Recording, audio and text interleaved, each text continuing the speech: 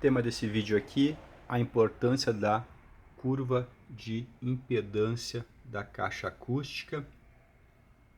Então essa curva aí é desta caixa aqui, uma caixa que eu já mostrei aqui no canal. Então várias demonstrações de música usando ela, e eu sempre falando sobre o fato de que as caixas chegam a um nível de qualidade, não de qualidade, mas de resposta de frequência,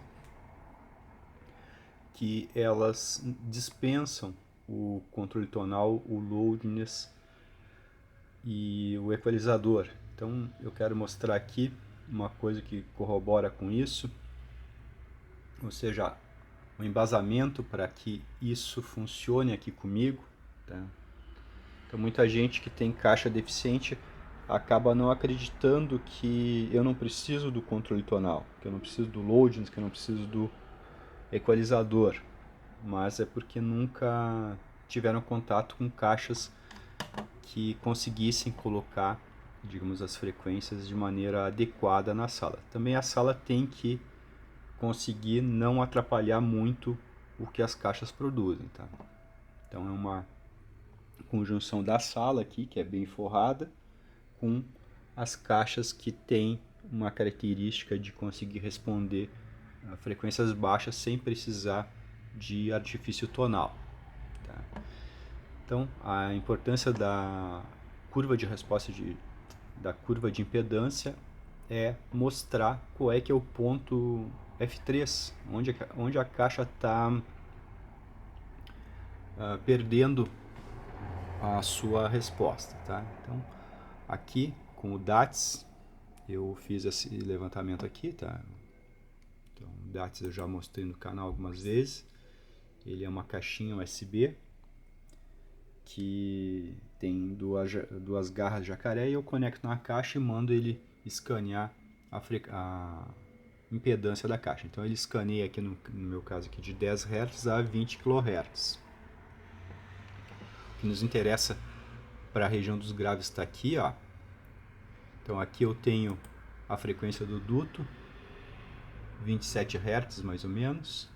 Aqui eu tenho a frequência do woofer na caixa, ou seja, essa frequência aqui de ressonância é o do woofer instalado na caixa. Fora da caixa ele tem outra frequência de ressonância, tá?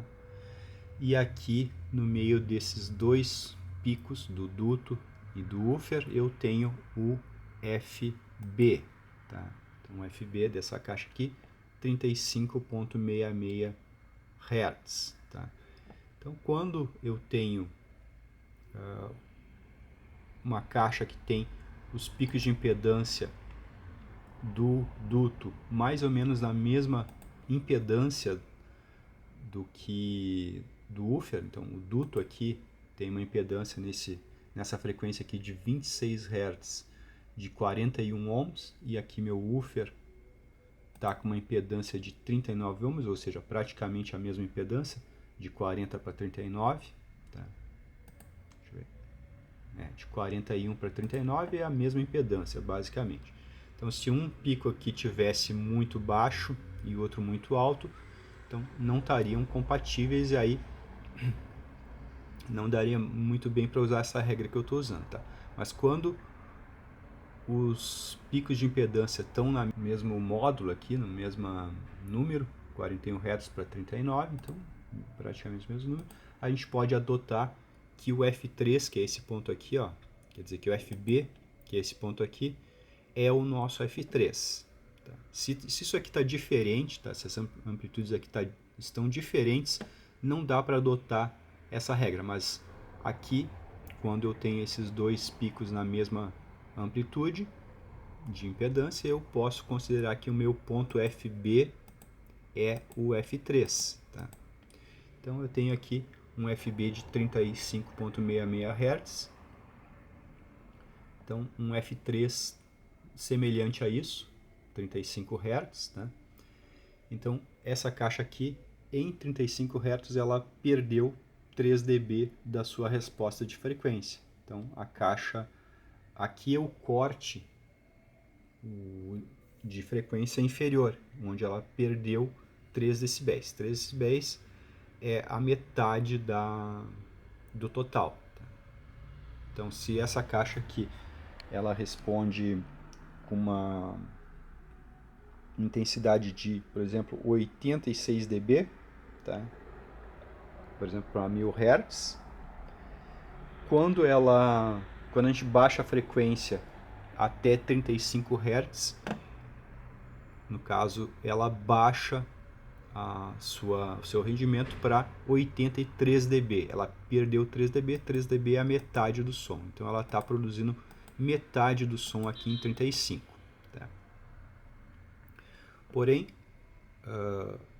em 40 Hz, que é uma frequência extremamente importante,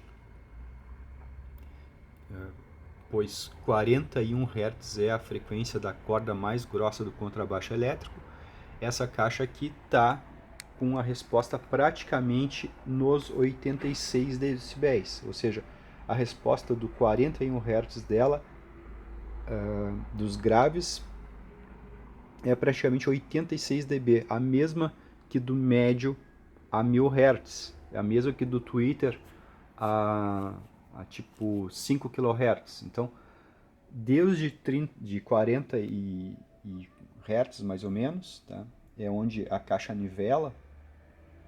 Com um FB de 35 Hz, ela nivela, ela fica com o rendimento nominal dela lá pelos 40 Hz, 41 Hz. Então, eu tenho aqui de 40 Hz, mais ou menos, até mais de 20 kHz com a mesma sensibilidade, com o mesmo rendimento. Então, eu tenho um range onde a caixa consegue reproduzir 86 decibel por watt desde 35 Hz, quer dizer, desde 40 Hz até mais de 20 kHz. Então, a caixa tem um comportamento flat desde 40 Hz. Então, por isso que não precisa do tonal. Ela consegue reproduzir, por exemplo, a corda mais grossa do contrabaixo, que é um instrumento que está presente em muitas músicas, já a praticamente 0 dB. Ou seja, 0 dB quer dizer que está reproduzindo na mesma intensidade de uma nota que sai aqui de 1000 Hz. Então, o 1000 Hz sai daqui com 86 dB por watt e o 40 Hz sai aqui de baixo com 86 dB por watt. Então, é o mesmo rendimento nas vias. Por isso, ela dispensa, por isso as minhas apresentações aqui que eu faço com amplificadores avançados ou básicos, eu sempre faço com os controles tonais e o loudness desligados, porque não precisa, a caixa já tem a característica de responder, ela não tem uma perda de rendimento aqui nessas frequências de 40 Hz. O que acontece com caixas com alto-falante, por exemplo, de 6 polegadas ou caixas vintage com alto-falantes grandes. Então, muitas vezes uma caixa vintage com alto-falante de 15, ela consegue colocar 90 decibel de intensidade na região dos médios, porém lá em 70 Hz a parte dos graves dela já está a menos 6 dB, ou seja, está 6 dB abaixo aqui do mid-range. Então a caixa fica com aquela característica de ter o som magrinho, porque a via de graves não está colocando graves na região dos 40 Hz na mesma intensidade do que do mid-range dela própria. Tá? Então as caixas, geralmente caixas vintage, começam a ter perdas abaixo dos 100 Hz. Então a característica das caixas vintage geralmente é perder lá abaixo dos 60, perder abaixo dos 70. Uma caixa que tem uma perda abaixo de 50 Hz também já vai precisar do controle tonal. Tá? Para baixo, nesse range de áudio aqui, para baixo cada hertz importa muito. Vejam aqui que essas distâncias daqui para cá variam 10 Hz. Esses 10 Hz são tão importantes quanto de 10 a 20 aqui no final do espectro. Então, aqui, uma variação de 1 Hz é insignificante. Mas aqui nessa região, uma variação de 1 Hz é muito significante. Então, uma caixa, para não precisar do controle tonal, ela tem que conseguir colocar, no mínimo, o 40 Hz a 0 dB. Ou seja, o 40 Hz tem que sair na mesma intensidade do que o 1000 sai do mid-range. A partir daí, a caixa chegou num nível onde ela já dispensa o controle tonal, o loudness e o equalizador. Tá? Só assim vai acontecer digamos, esse milagre da caixa dispensar esses recursos tonais. Tá? Sem isso, não tem como usar sem controles tonais. A caixa vai exigir, o som vai ficar magrinho. Então, o que acontece com as caixas vintage, caixas book, por exemplo, é que esse ponto F3 aqui, que aqui na minha caixa está em 35 Hz, nas outras caixas, nas caixas que precisam de controle tonal, esse ponto aqui vai estar mais deslocado para cá, vai estar aqui nos 50, nos 60, tá? Então, esse ponto aqui vai estar muito alto no eixo da frequência, tá? Então, se isso aqui der aqui no 50, tá? No 40, é sinal que a caixa não vai conseguir reproduzir a corda mais grossa do contrabaixo elétrico com a mesma intensidade do que sai uma nota de médios. Tá? Então vai ficar aquele grave magrinho. Tá? Então é essa a explicação de por que a caixa não precisa. Tá?